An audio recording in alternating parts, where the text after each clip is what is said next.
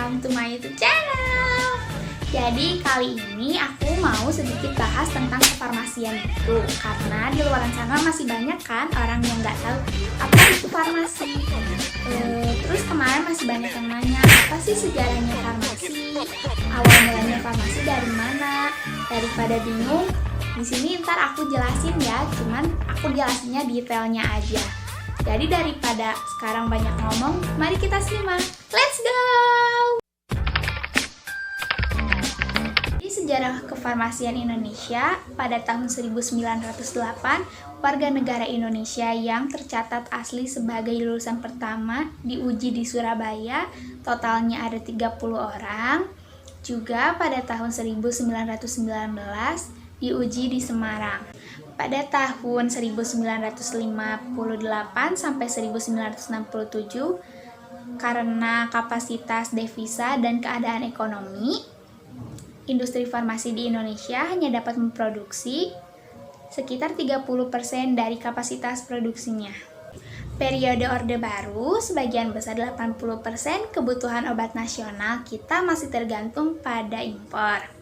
Juga kebijakan pada obat pelita 1 dititik beratkan pada produksi obat di dalam negeri dengan membuka kesempatan investasi, baik modal dalam negeri maupun modal asing.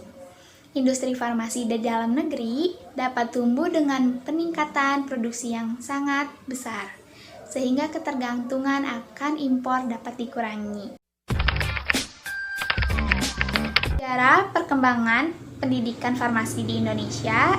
Farmasi di era reformasi, banyak sekolah pendidikan dan industri farmasi yang didirikan. Sekolah asisten apoteker yang pertama dengan penerimaan murid lulusan Mulo B setingkat SMP.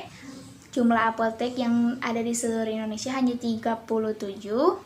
Apoteker warga negara asing meninggalkan Indonesia sehingga terdapat kekosongan apotek.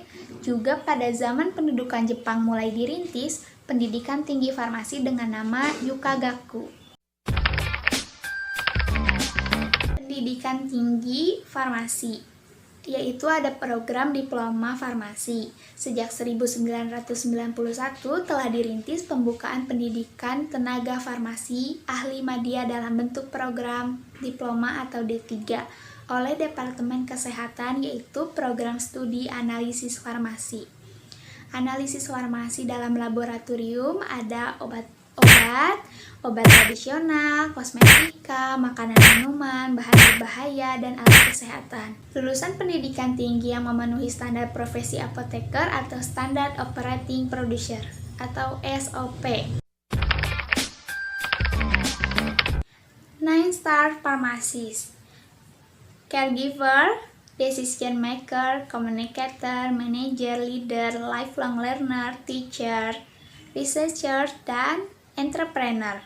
Apa itu caregiver? Caregiver itu terdiri dari PIO, pelayanan informasi obat, konseling, konsultasi, dan monitoring fisik. Decision maker yaitu penggantian jenis sediaan, penyesuaian dosis, dan penggantian obat.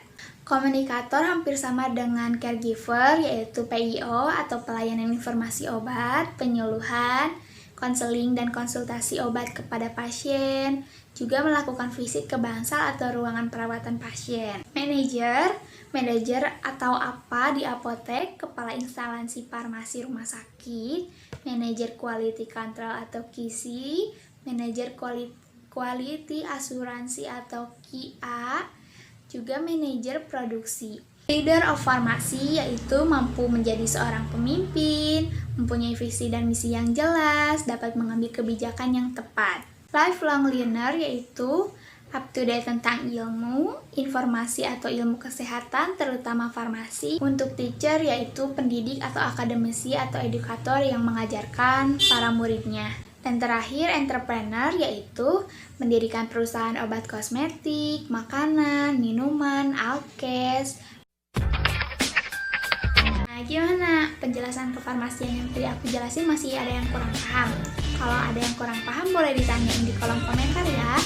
Jadi segitu dulu aja teman-teman tentang pembahasan kefarmasiannya. Jangan lupa like, comment, dan subscribe.